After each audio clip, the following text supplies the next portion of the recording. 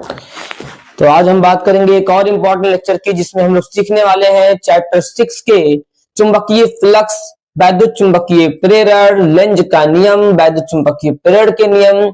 इन सभी लेक्चर्स को आज हम कवर करेंगे। बहुत ही आसान चैप्टर और बहुत ही इंपॉर्टेंट चैप्टर। तो चलिए बात करते हैं सबसे पहले कि चुंबकीय फ्लक्स क्या होता है।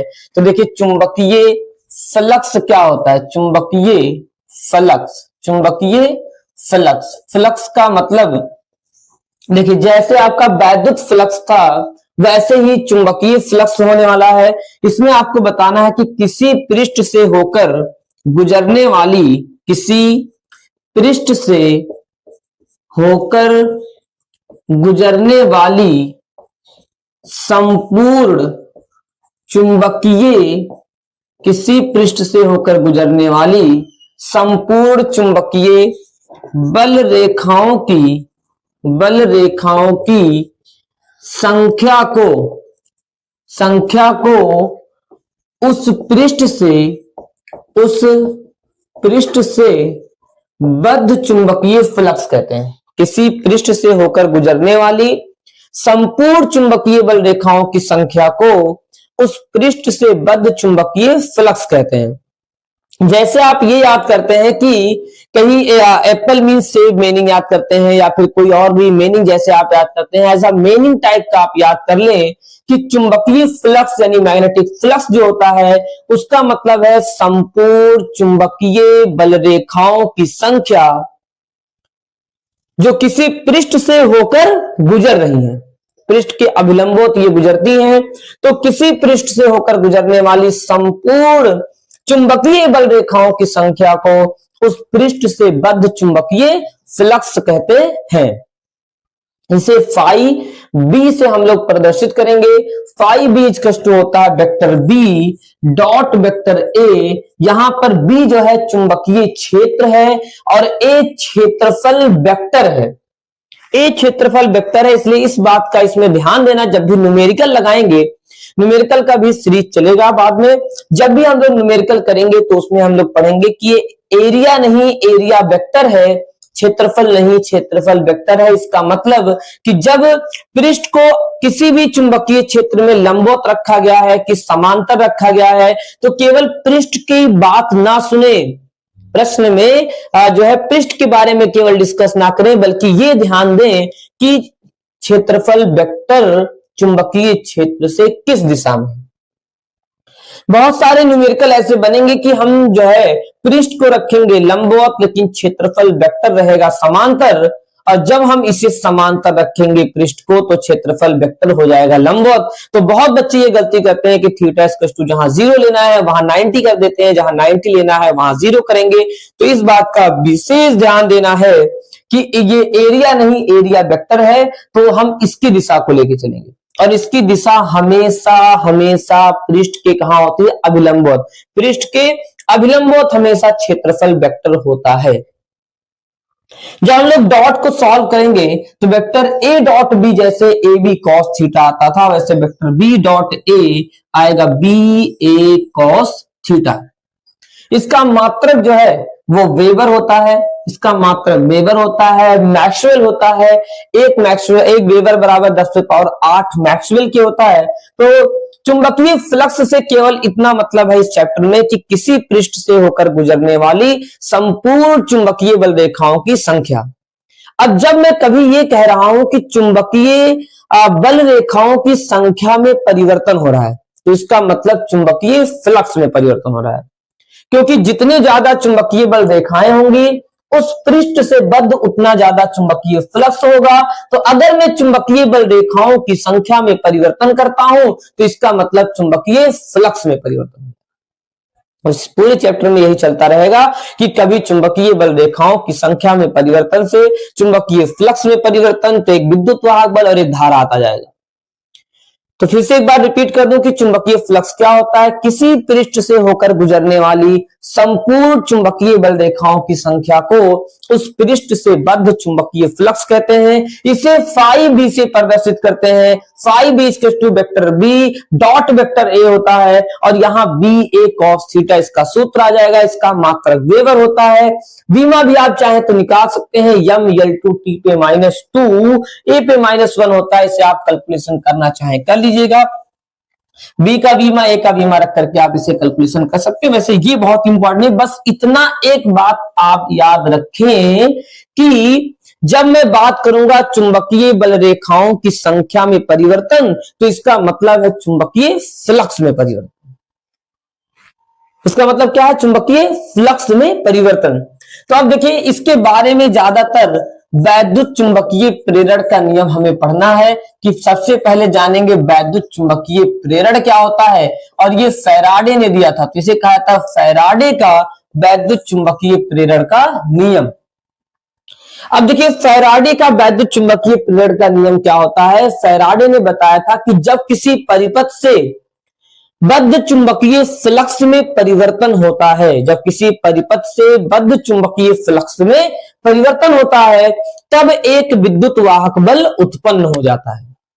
और यदि परिपथ बंद हो तो एक धारा उत्पन्न होती है। इस प्रकार उत्पन्न विद्युत वाहक बल को उन्होंने नाम दिया था प्रेरित विद्युत वाहक बल, और उत्पन्न धारा को प्रेरित धारा, और इस पूरी घटना को वैद्युत चुंबकीय प्रेरण उन्होंने कहा। हुआ ये था कि जैसे मान लो कि यहां पर एक आपके पास चुंबक है, तो अगर ये चुंबक है तो हम जानते हैं कि चुंबक से जो है वो बल रेखाएं से निकल रही हैं। चुंबक से ऐसे बल रेखाएं निकल रही हैं, ऐसे चुंबकीय बल रेखाएं निकल रही हैं। अब यहां पर जो है अगर मान लेते हैं यहां पर ऐसे एक कॉइल रख दिया गया है, एक कॉइल ऐसे रख दिया गया है। तो देखिए, यहां पर एक चुंबक है और यहां एक जो है वो कुंडली रख दी गई है। अब जब मैं कुंडली या चुंबक दोनों में से किसी को आगे पीछे चलाऊंगा, तो इससे होकर गुजरने वाली चुंबकीय बल रेखाओं की संख्या में क्या होगा? परिवर्तन हो जाएगा। जैसे कि मैं बात करूं कि जब मैं इस कुंडली को यहां से यहां ले आऊंगा, तो इससे होकर गुजरने वाली चुंबकीय बल रेखाओं की संख्या में कमी आ जाएगी, क्योंकि बहुत सारी चुंबकीय बल रेखाएं ऐसे बगल से निकल जाएंगी। जब इस कुंडली को फिर से मैं वापस यहां पे लेके आऊंगा, तो इससे ढेर सारी चुंबकीय बल रेखाएं होकर के गुजरेंगी। यानी अगर मैं चुंबक को आगे पीछे गति कराता हूं या कुंडली को आगे पीछे गति कराता हूं, तो उससे होकर गुजरने वाली चुंबकीय बल रेखाओं की संख्या में परिवर्तन होता है। और हम सभी जानते हैं कि चुंबकीय बल रेखाओं की संख्या में परिवर्तन ही चुंबकीय फ्लक्स में क्या होता है? परिवर्तन। अब अगर ये परिपथ बंद हो तो इसमें एक धारा चुंबकीय फ्लक्स परिवर्तन से एक विद्युत वाहक बल, एक धारा आ जाती है। उत्पन्न विद्युत वाहक बल को प्रेरित विद्युत वाहक बल और उत्पन्न धारा को प्रेरित धारा, और इस पूरी घटना को विद्युत चुंबकीय प्रेरण कहते हैं। बस एक चीज याद रखना कि कैसे भी करके हमें चुंबकीय फ्लक्स में परिवर्तन करा देना है। इस चैप्टर में चुंबकीय फ्लक्स में परिवर्तन होगा तो एक विद्युत वाहक बल उत्पन्न हो जाएगा, और एक विद्युत वाहक बल उत्पन्न होगा तुरंत क्या आ जाएगा? उसमें एक प्रेरित धारा जाएगा, और हमें कहीं ना कहीं से धारा ही उत्पन्न कराना है इस चैप्टर में। तो क्या बताया था फैराडे ने? फैराडे ने बताया था कि जब किसी परिपथ से बद्ध चुंबकीय फ्लक्स में परिवर्तन होता है, जब किसी परिपथ से बद्ध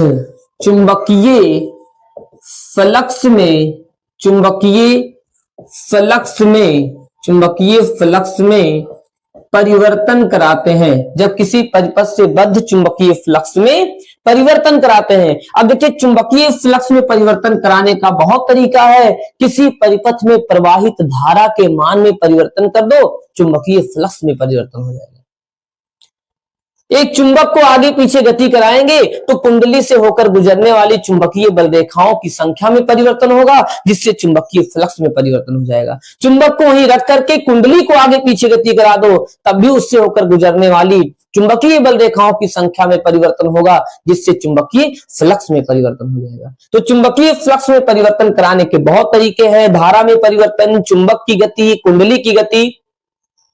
चुंबकीय क्षेत्र में परिवर्तन करा दें तो चुंबकीय बल रेखाओं की संख्या में परिवर्तन हो जाएगा, जिससे चुंबकीय फ्लक्स में परिवर्तन। बहुत तरीका है। तो जब हम किसी परिपथ से बद्ध चुंबकीय फ्लक्स में परिवर्तन कराते हैं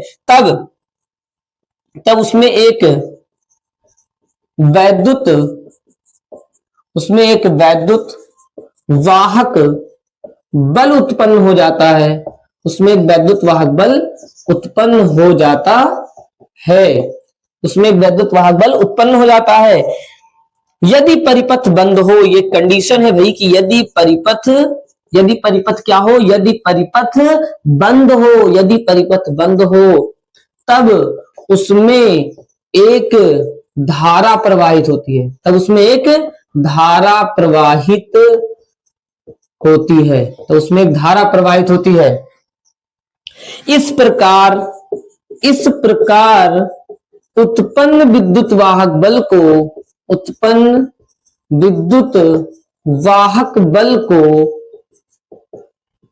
प्रेरित विद्युत वाहक बल, इस प्रकार उत्पन्न विद्युत वाहक बल को प्रेरित विद्युत वाहक बल और उत्पन्न धारा को प्रेरित धारा कहते हैं। और इस पूरी घटना को वैद्युत चुंबकीय प्रेरण कहते हैं। अब समझेंगे एक बार कि जब किसी परिपथ से बद्ध चुंबकीय फ्लक्स में परिवर्तन कराते हैं तो एक विद्युत वाहक बल क्या होता है, उत्पन्न हो जाता है। यदि परिपथ बंद हो तो उसमें एक धारा प्रवाहित होती है। इस प्रकार उत्पन्न विद्युत वाहक बल को प्रेरित विद्युत वाहक बल और उत्पन्न धारा को क्या कहते हैं, प्रेरित धारा। चलो मेरे साथ साथ बोल दो एक बार, है ना। बहुत दिन हो गया हम लोग साथ साथ में बात नहीं किए, है ना। बहुत दिन हो गया बात नहीं किए। बोलो कि अगर हम चुंबकीय फ्लक्स में परिवर्तन कराएंगे तो क्या होगा। चुंबकीय फ्लक्स में परिवर्तन कराओगे तो क्या होगा, एक विद्युत वाहक बल उत्पन्न होगा। चुंबकीय फ्लक्स में परिवर्तन होगा तो एक विद्युत वाहक बल उत्पन्न होगा। देखो पोएम बन गया। चुंबकीय फ्लक्स में परिवर्तन होगा तो एक विद्युत वाहक बल उत्पन्न होगा। और यदि परिपथ बंद हो तो एक धारा प्रवाहित होगा। यदि परिपथ बंद हो तो एक धारा प्रवाहित होगा। उत्पन्न विद्युत वाहक बल, उत्पन्न धारा, प्रेरित धारा होगा और प्रेरित विद्युत वाहक बल होगा। इस पूरी घटना को विद्युत चुंबकीय प्रेरण कहेंगे। क्लियर है, याद है सभी को, है ना। ये काम कभी कभी भूल जाता हूँ यार, सॉरी, माफी चाहता हूँ आप सभी से, माफी चाहता हूँ कि आपका टाइम मैंने थोड़ा सा बर्बाद कर दिया इंक भरने के चक्कर में, है ना, भूल गया था। चलिए, जब किसी परिपथ से बद्ध चुंबकीय फ्लक्स में जब किसी परिपथ से बद्ध चुंबकीय फ्लक्स में परिवर्तन होता है तब उसमें एक वैद्युत वाहक बल उत्पन्न हो जाता है। तब उसमें एक विद्युत वाहक बल क्या होता है, उत्पन्न हो जाता है। और यदि परिपथ बंद हो तो उसमें एक धारा प्रवाहित होती है। इस प्रकार उत्पन्न विद्युत वाहक बल को प्रेरित विद्युत वाहक बल और उत्पन्न धारा को हम क्या कहते हैं, प्रेरित धारा कहते हैं। और इस पूरी घटना को विद्युत चुंबकीय प्रेरण कहते हैं। इस पूरी घटना को वैद्युत चुंबकीय प्रेरण कहते हैं। एक और बात सुने कि जब किसी परिपथ से बद्ध चुंबकीय फ्लक्स में परिवर्तन होता है तब उसमें एक विद्युत वाहक बल उत्पन्न हो जाता है। यदि परिपथ बंद हो तो उसमें एक धारा प्रवाहित होगी। और इस प्रकार उत्पन्न विद्युत वाहक बल को प्रेरित विद्युत वाहक बल और उत्पन्न धारा को हम क्या कहते हैं, प्रेरित धारा कहते हैं। और इस पूरी घटना को वैद्युत चुंबकीय प्रेरण। अब देखिए, वैद्युत चुंबकीय प्रेरण में फैराडे ने जो एक नियम दिया था जिसे न्यूमैन का नियम भी कहते हैं। फैराडे ने एक नियम दिया था जिसे फैराडे का प्रथम नियम, न्यूमैन का नियम भी कहते हैं। प्रथम नियम या न्यूमैन का नियम, इसमें बस केवल आपको ये रखना है कि E इक्वल टू होता है -d phi b upon dt। और यदि कुंडली में फेरों की संख्या n हो तब ये सूत्र ऐसे भी लिखा जा सकता है E equal to -n d phi b upon dt। अब इसका मतलब क्या है, इसको बिना लिखे याद करेंगे। चलिए देखता हूं बिना लिखे तुम लोग को याद करा पाता हूं। चलो, तो फैराडे ने बताया था उत्पन्न विद्युत वाहक बल, ये क्या था, किसी परिपथ में उत्पन्न विद्युत वाहक बल। किसी परिपथ में उत्पन्न विद्युत वाहक बल चुंबकीय फ्लक्स, ये देखिए ये फाइव भी क्या है, चुंबकीय फ्लक्स, और डी अपॉन डी टी का मतलब है परिवर्तन की दर, और माइनस का मतलब है ऋणात्मक, और यहां बीच में लगा हुआ है बराबर। तो उन्होंने बताया था कि किसी परिपथ में उत्पन्न विद्युत वाहक बल चुंबकीय, यहां देखिए चुंबकीय फ्लक्स परिवर्तन के ऋणात्मक दर के बराबर होता है। चुंबकीय फ्लक्स परिवर्तन के ऋणात्मक, और डी अपॉन डी टी का मतलब दर, यानी ऋणात्मक दर के बराबर होता है। पूरे चैप्टर में इसका काम लगेगा और हम लोग इसे रटेंगे, चैप्टर 7 में भी इसका काम लगेगा, तो इसे समझेंगे, रटेंगे जैसे भी कि किसी परिपथ में उत्पन्न विद्युत वाहक बल चुंबकीय फ्लक्स परिवर्तन के ऋणात्मक दर के क्या होता है, बराबर होता है। किसी परिपथ में उत्पन्न विद्युत वाहक बल चुंबकीय फ्लक्स परिवर्तन के ऋणात्मक दर के क्या होता है, बराबर होता है।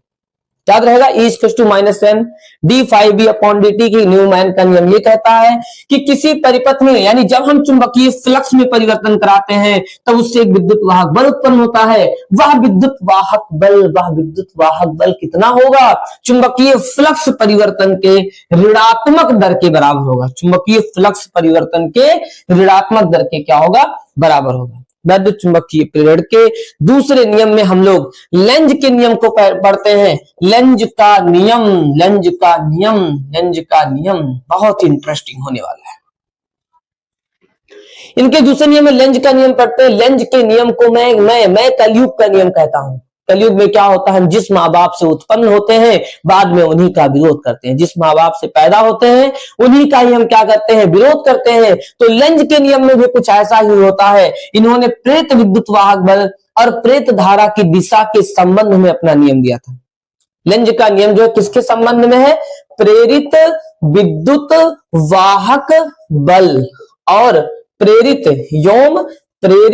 धारा की दिशा के संबंध में इन्होंने नियम दिया था, कि दिशा के संबंध में इन्होंने अपना नियम दिया था। लेंज ने जो है अपना नियम किसके बारे में दिया था, प्रेरित विद्युत वाहक बल और प्रेरित धारा की दिशा के संबंध।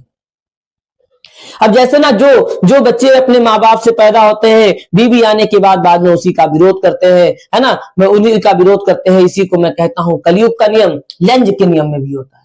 लेंज के नियम में देखिए, एक यहाँ पे चुंबक है और एक यहाँ पे जो है, यहाँ बल रेखाएं ऐसे निकल रही हैं, बल रेखाएं ऐसे निकल रही हैं ढेर सारी। अब यहाँ पर एक कुंडली है। जब मैं चुंबक को आगे पीछे गति कराऊंगा तो इससे बद्ध चुंबकीय फ्लक्स में परिवर्तन होगा, जिससे एक प्रेरित विद्युत वाहक बल और एक प्रेरित धारा आएगा। यानी चुंबक के गति के कारण ही इससे बद्ध चुंबकीय फ्लक्स में परिवर्तन होगा और इसमें एक विद्युत वाहक बल और प्रेरित धारा आएगा, चुंबक की गति के कारण। यानी प्रेरित विद्युत वाहक बल और प्रेरित धारा की दिशा किसके कारण आ रहा है, चुंबक के गति के कारण। बच्चे कहां से आए, मां बाप से। विरोध किसका करेंगे, मां बाप का। वैसे ही ये प्रेरित विद्युत वाहक बल प्रेरित धारा किसके कारण आया, चुंबक के गति के कारण। तो चुंबक के गति का क्या करेगा, विरोध करेगा। क्लियर है। अगर कुंडली को गति कराते उसके कारण आता तो उसकी गति का विरोध करते। अगर धारा में परिवर्तन करने से ऐसा होता तो धारा में परिवर्तन का विरोध करते। मतलब जिसके कारण उत्पन्न होंगे उसी का विरोध करेंगे। चलिए मेरे साथ बोल दीजिए, लेंज के नियमानुसार प्रेरित विद्युत वाहक बल एवं प्रेरित धारा की दिशा सदैव ऐसी होती है। बताइए कैसी होती है, जैसा आप सोचते हैं वैसी होती है। एक चीज तुम लोग को बता दे, तो हमारे अंदर एक शैतान होता है ना, जो हमें हर चीज को सुंदर करके दिखाता है। हालांकि कोई उतना सुंदर होता नहीं है, वो हमें सुंदर करके दिखाता है और उसके पास मोर पेशेंस होता है। इतना पेशेंस होता है कि हमें उस गलत काम में धीरे धीरे इन्वॉल्व कर देता है। बाद में हमें पता चलता है ये तो ना उतना सुंदर था जितना मैंने सोचा था, और ना ही जो है उतना जो भी हम सोच रहे थे सब हमें तब बाद में फॉल्स लगता है पूरी तरह से। एक जो है झूठ की दुनिया में हम फंसे होते हैं। तो उससे बचने के लिए जो है जब भी कोई चीज बहुत अच्छा लगे समझ जाइए उतना अच्छा नहीं है, बस मुझे लग रहा है ना। चलिए आते हैं, प्रेत विद्युत वाहक बल एवं प्रेत धारा की दिशा सदैव ऐसी होती है, कैसी होती है, ये उस कारण का सदैव विरोध करते हैं, ये उस कारण का सदैव विरोध करते हैं जिससे स्वयं उत्पन्न होते हैं, उस माँ बाप का विरोध करते हैं जिससे स्वयं उत्पन्न होते हैं, वैसे ये भी उसका विरोध करते हैं जिससे स्वयं क्या होते हैं, उत्पन्न होते हैं, जिससे स्वयं उत्पन्न होते हैं। क्लियर है इतना बात। जैसे जब हम चुंबक को इसके पास लेके आएंगे तो धारा परिपथ में, धारा कुंडली में, परिपथ में इससे दूर जाकर के चुंबक के पास आने का विरोध करता है। और जब हम इसको दूर लेके आते हैं तो धारा इसकी ओर ऐसे प्रवाहित होकर के इसके दूर जाने का विरोध। मतलब चुंबक को इसके पास लाएंगे, धारा उससे दूर जाएगी, चुंबक को दूर ले जाएंगे, धारा उसके पास आएगा। यानी अगर चुंबक को उसके पास ले जा रहे हैं, धारा उससे दूर जाकर के उसके पास आने का विरोध करता है। और जब हम चुंबक को दूर ले जाते हैं तो प्रेत धारा उसकी ओर जाकर के उसके दूर जाने का विरोध करता है। यानी लेंस के नियम में दैट आर इंटरेस्टिंग या अमेजिंग ट्रिक अबाउट लेंजला हम कह सकते हैं, अमेजिंग ट्रिक अबाउट लेंजला कह सकते हैं कि आएगा तो आने नहीं देगा, धारा दूर उससे चला जाएगा, और जाएगा तो जाने नहीं देगा। यानी जब हम इसको लेके आएंगे तो इसको आने नहीं देगा, जब इसको लेके जाएंगे तो इसे जाने नहीं देगा। कह सकते हैं आएगा तो आने नहीं देगा और जाएगा तो जाने नहीं देगा। धारा का मान बढ़ाएंगे तो बढ़ने नहीं देगा, घटाएंगे तो घटने नहीं देगा। इसी के साथ लेक्चर खत्म करता हूं। Thank you Baba.